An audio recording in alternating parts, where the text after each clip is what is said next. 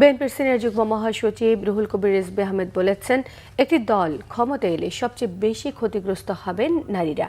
BNP চেয়ারম্যানের গুলশান কার্যালয়ে সংবাদ সম্মেলনে তিনি বলেন, রাজনৈতিক প্রতিপক্ষকে ঘায়েল করতে পরিকল্পিত অপপ্রচার করা হচ্ছে। কোনোভাবেই আপনাদের হাতে যদি ক্ষমতা আসে, এদেশে সবচাইতে বেশি বিপন্ন হবে নারীরা, তার কিছু প্রমাণ রয়েছে। কারণ আপনারা তাদের পরিপূর্ণ বিকাশ আপনারা চান না। তারা একটি রাজনৈতিক দলের নেতৃত্ব দিক, এটা আপনারা চান না। তারা একটি রাষ্ট্রের নেতৃত্ব দিক, এইটা আপনারা চান না। এখন ভোট পাওয়ার জন্য আপনারা নানা ধরনের বিভ্রান্তি তৈরি করছেন এবং আপনাদেরই এক একজনের মুখ থেকে এক এক ধরনের কথা বেরিয়ে আসছে। আর প্রতিপক্ষকে ঘায়েল করার জন্য এহেন শব্দ, বাজে শব্দ নেই, ইতর শ্রেণীর শব্দ নেই যেটা আপনারা ব্যবহার করছেন না।